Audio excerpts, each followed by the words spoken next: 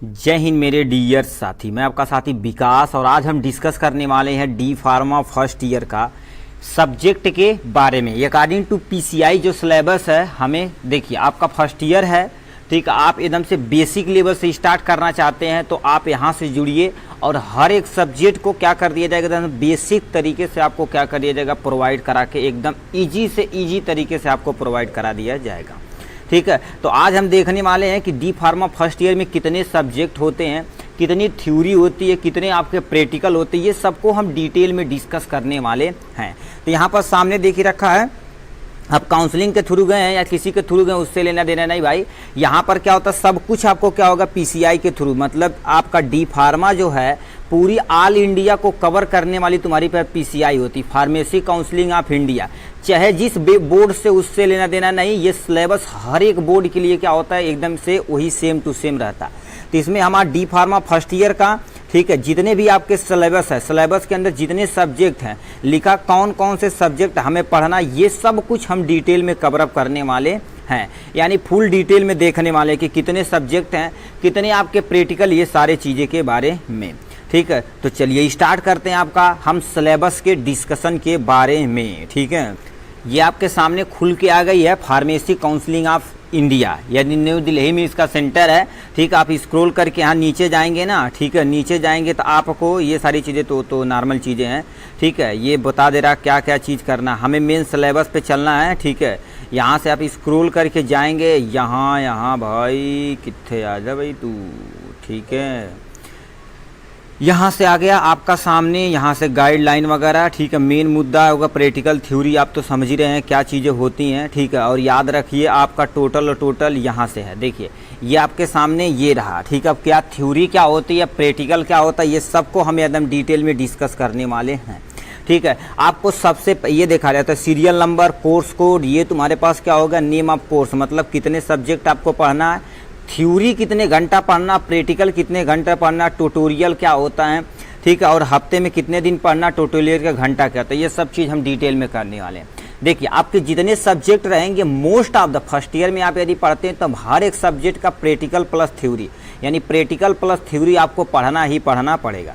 अब सर कहेंगे ट्यूटोरियल क्या होता है, इसमें कन्फ्यूजन है। ट्यूटोरियल मतलब क्या होता है, हर एक कॉलेज में देखा जाए तो आपको दिया जाएगा, जैसे मान लेते हैं सुटिक्स एक चैप्टर पढ़ा दिए, ठीक है। सुटिक्स एक चैप्टर पढ़ा दिए तो उसमें से दो क्वेश्चन देंगे भाई, कहेंगे इस पे आप लिखिए, लॉन्ग में या शॉर्ट में लिख के दिखाइए, तो वो एक कॉपी बनवा देंगे पतली, उसे ट्यूटोरियल बोला जाता है, ठीक है। और हफ्ते में कम से कम 3 घंटा आपको प्रैक्टिकल करना ही करना पड़ेगा, ठीक है। तो अपने हम मेन मुद्दे पर आते हैं, ये वाली चीज़ें पे, फार्मास्यूटिक्स, यानी पहला आपका सब्जेक्ट हो गया फार्मास्यूटिक्स। आपको बोलने नहीं आता, कोई टेंशन नहीं, हम भी फर्स्ट ईयर में जब थे तो फार्मास्यूटिक्स को पढ़ ही नहीं पाते, फार्मास्यूटिकल केमिस्ट्री को पढ़ ही नहीं पाते थे, ठीक है। मगर आप धीरे धीरे पढ़ते पढ़ते सब कुछ आप इजी तरीके से पढ़ लेंगे, इसमें टेंशन की बात नहीं है, ठीक है। और बहुत सारे मेरे भाई हिंदी मीडियम से गए, उनकी भी चिंता करने की बात नहीं है, कोई टेंशन नहीं, टेंशन लेने का नहीं ज़िंदगी में, केवल टेंशन देने का है ज़िंदगी में, ठीक है। आपको क्या कर दिया जाएगा, चाहे आप हिंदी में लिखिए चाहे आप इंग्लिश में लिखिए, आपका नंबर मिलेगा ही मिलेगा एग्जाम में, पहली चीज़, ठीक है। मगर आप याद रखिए, आप यदि मेडिकल के फील्ड में जा रहे हैं तो आपके पास थोड़ा बहुत नॉलेज इंग्लिश के बारे में होना चाहिए ही चाहिए। और एग्ज़ाम की बात की जाए तो एग्ज़ाम में आप बाईलिंगुअल मतलब हिंदी और इंग्लिश दोनों आप लिख सकते हैं, क्या हिंदी और इंग्लिश दोनों लिख सकते हैं। और इस ईयर से हम क्या करेंगे, हिंदी यानी इंग्लिश का तो हम क्या करेंगे, इंग्लिश में सारा सब्जेक्ट कंप्लीट करेंगे।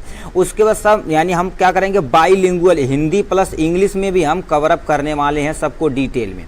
ऑलरेडी देखिए हमने क्या कर दिया, उस पर अपलोड कर दिया, फर्स्ट ईयर और सेकेंड ईयर का वीडियो ऑलरेडी अपलोडेड है, ठीक है।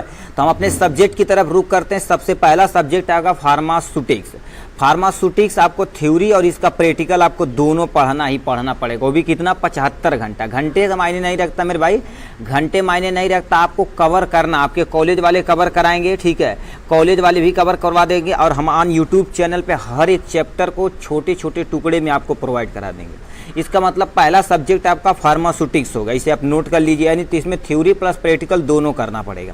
नेक्स्ट क्वेश्चन तुम्हारे पास लिखा है फार्मास्यूटिकल केमिस्ट्री।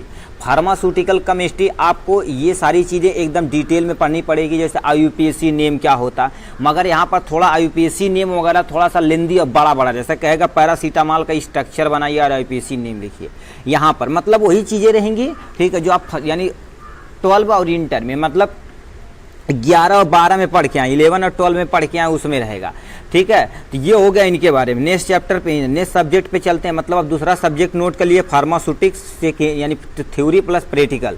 अब इसमें तुम्हारे पास आ जाएगा यानी इसमें फार्माकोग्नोसी। फार्माकोग्नोसी क्या होती है, इसमें आपका मतलब आयुर्वेदा गुरु आपको बना दिया जाएगा, बाबा रामदेव कदम से चेला बना दिया जाएगा कि कौन सी जड़ी बूटी लाएंगे, उसमें कौन सा केमिकल है और कौन से यूज में आता है, ठीक है, ये सब आपको पढ़ा। जैसे तुलसी जी के बारे में, तुलसी है, ठीक, नीम है, एलोवेरा है, तो एलोवेरा में कौन सा केमिकल पाया जाता है और क्या क्या यूज होता है। केवल फार्माकोग्नोसी में सब यही पढ़ना, आयुर्वेदिक पढ़ना, होम्योपैथिक पढ़ना, मतलब यही सब, मतलब जड़ी बूटी आपको पढ़नी है। और जड़ी बूटी आपके सिलेबस में टोटल कितना है, 64, कितना 64 यानी प्लांट और उसके केमिकल और उसके यूजेज आपको बारे में पढ़ना पड़ेगा, ठीक है। मतलब ये यदि पढ़ेंगे तो समझ लिया आयुर्वेदा गुरु हो जाएंगे गांव की तरह। जैसे गांव में नहीं कहते हैं बुखार हो गया बहो, अरे मर्द चिरैता पिया दाबी के कोनो टेंशन नहीं, मतलब एक ट्रीटमेंट बता दिए। उसी तरह से आप ये पढ़ लेंगे तो मोस्ट ऑफ द डिजीज का क्या करेंगे आप, आयुर्वेदा के थ्रू, मतलब प्लांट के थ्रू आप सही कर देंगे, ठीक है। सब कुछ इसमें पढ़ना पड़ेगा। नेक्स्ट में तुम्हारे पास आते हैं, ठीक है, नेक्स्ट पे यानी चैप्टर पे आते हैं, नेक्स्ट पोर्शन पे आते हैं, ह्यूमन एनाटॉमी एंड फिजियोलॉजी। इसे भी शॉर्ट में क्या बोला जाता है मेरे भैया, HAP बोला जाता है। क्या बोला जाता है, HAP बोला जाता है, HAP, human anatomy and physiology. अब कहेंगे ये हो गया। अब जो फर्स्ट ईयर में यानी फर्स्ट ईयर और सेकेंड ईयर में बायोलॉजी पढ़े 11th का, 11th और 12 का सेम टू सेम उठा के वही चीज़ रखा गया। हड्डी के बारे में, डाइजेस्टिव सिस्टम के बारे में, एक्सक्रीशन के बारे में, रिस्पायरेशन के बारे में, सर्कुलेशन के बारे में, सेल के बारे में, टिश्यू के बारे में। सर जी कहेंगे इसे मसल पट्टी बेच रहे हैं, नहीं, यही सब आपके सिलेबस में है। अभी आप सिलेबस हम जब डिस्कस करेंगे एक एक करके ना, आप आराम से समझ जाएंगे, ठीक है। तो ये आपका सब्जेक्ट हो गया चौथा नंबर सब्जेक्ट। पांचवा नंबर सब्जेक्ट यहाँ नीचे दे रखा आपको क्या होगा, social pharmacy theory plus practical.